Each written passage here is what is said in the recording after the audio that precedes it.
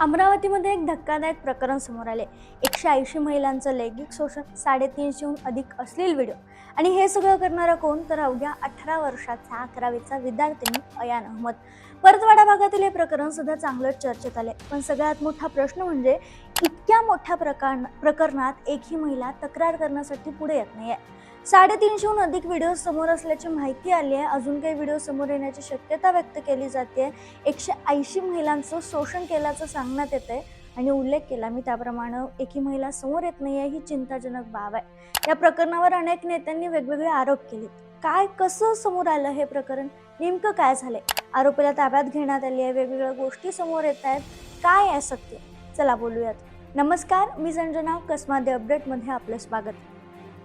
Social मीडियावर अचानक काही अश्लील व्हिडिओ व्हायरल व्हायला लागले। आता हे प्रकरण कसं समोर आलं ते मी सांगते आणि त्यातून उघड झालं एक धक्कादायक सत्य। अमरावती, अचलपूर आणि परतवाडा या भागामध्ये सोमवारपासून काही आक्षेपार्ह तरुणाचे व्हिडिओ मोठ्या प्रमाणात व्हायरल होऊ लागले। अर्थात फेसबुक, इंस्टाग्राम सारख्या प्लॅटफॉर्मवर हे व्हिडिओ झपाट्यानं पसरत होते आणि त्यामुळे एकच खळबळ उडाली होती। प्रकरण गंभीर होत चालल्याचं लक्षात येताच आमदार प्रवीण तायडे यांनी थेट पोलीस ठाणे गाठलं आणि तक्रार दाखल केली। या तक्रारीनंतर देखील परतवाडा पोलीस ठाण्याच्या हद्दीत काही मुलींचे आक्षेपार्ह फोटो आणि व्हिडिओ सोशल मीडियावर व्हायरल होत असल्याची माहितीही पोलिसांना मिळाली। आरोप करण्यात आले आणि त्यानंतर पोलिसांनी तातडीने तपास सुरू केला।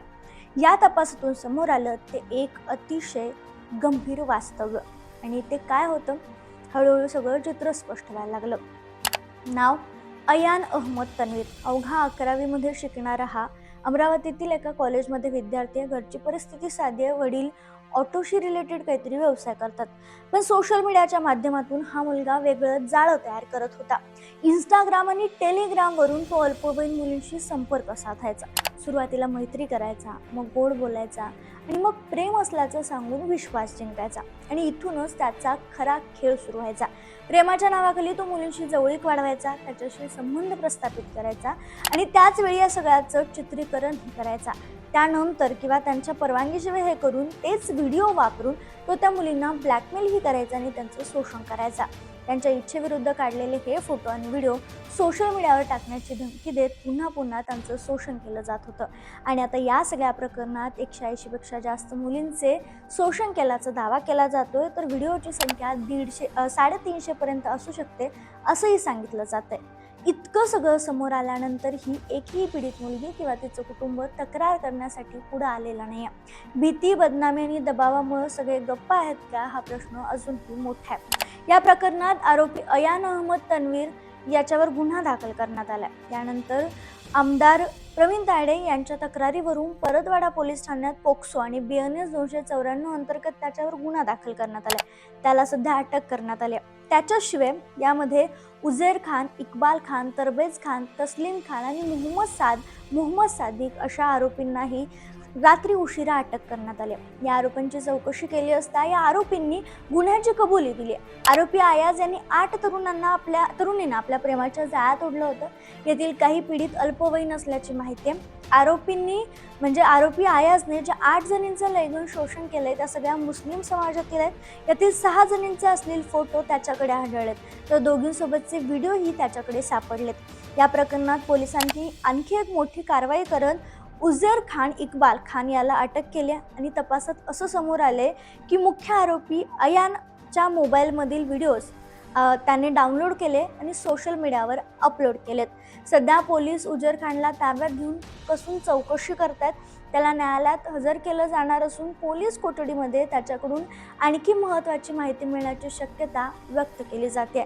या चौकशीतून हे स्पष्ट होऊ शकतं की व्हिडिओ नेमके कुठे तयार झाले, कुठेपर्यंत पोहोचलेत, या संपूर्ण प्रकरणात आणखी कोणाकोणाचा समावेश आहे, हे मोठं रॅकेट आहे का, या सगळ्या गोष्टी हळूहळू पुढे येणार आहेत। आता परतवाडा प्रकरणी अटकेत असलेला हा युवक MIMचा कार्यकर्ता असल्याचा आरोप खासदार अनिल बोंडेंनी केला आणि अनेक संशय त्यांनी व्यक्त केले। ते म्हणाले, परतवाडा पोलिसांनी अश्लील व्हिडिओ प्रकरणी ज्या युवकाला ताब्यात घेतलंय तो MIMचा कार्यकर्ता असल्याचं कळतंय। हे एकट्या मुलाचं काम नाहीये, तर ही एक मोठी गँग आहे ज्यांनी संपूर्ण स्नॅपचॅट, व्हॉट्सअप ग्रुप बनवलेत। पोलिसांनी त्या मुलांकडून मोबाईल जप्त करून त्यांचे फोन कॉल तपासावे अशी मागणी त्यांनी केली आहे। विशेष म्हणजे चिखलदरा हॉटेलमधील पोलिसांनी CCTV जप्त करून 6 महिन्यातील फुटेज तपासले तर त्या आधारे हे रॅकेट उघड होऊ शकतं असंही ते म्हणाले। आता इथं MIMचा जेव्हा संबंध आला तेव्हा असं कळतंय की आता जो मुख्य आरोपी आहे मोहम्मद अयाज तन्वीर हा MIM कार्यकर्त्याचा पक्षाचा पदाधिकारी होता। तसेच अचलपूर नगर परिषदेच्या निवडणुकीवेळी त्याला मीडिया प्रमुख म्हणून नेमण्यात आलं होतं। मात्र यानंतर हे प्रकरण समोर आल्यानंतर किंवा थोड्या दिवसांनी त्याचं निलंबन करण्यात आले असं स्पष्टीकरणच MIMचे जिल्हाध्यक्ष मोहम्मद आदिल शेख यांनी दिले। आरोपींनी कबुली दिल्यानंतर आता या प्रकरणी महिला आयोगाकडे देखील तक्रार करण्यात आली आहे। तसेच या प्रकरणात SIT नेमून चौकशी व्हावी, जो दोषी असेल त्याचं घर पाडण्यात यावं आणि आरोपीला फाशीची शिक्षा देण्यात यावी अशी मागणी आयोगानं केली आहे। यानंतर मोहम्मद अयाजच्या अतिक्रमण केलेल्या घरावर देखील प्रशासनानं कारवाई केली। अतिक्रमण असलेला हा भाग JCBच्या सहाय्यानं पाडण्यात आला।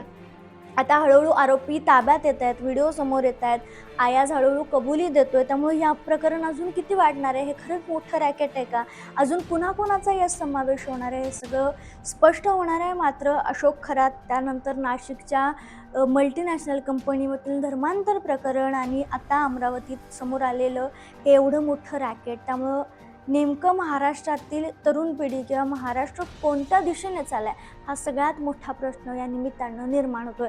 या सगळ्या प्रकरणावर तुमचं मत काय आम्हाला कमेंटमध्ये कळवायला विसरू नका। महत्त्वाचे अपडेट जाणून घेण्यासाठी चॅनलला सबस्क्राईब करायला विसरू नका।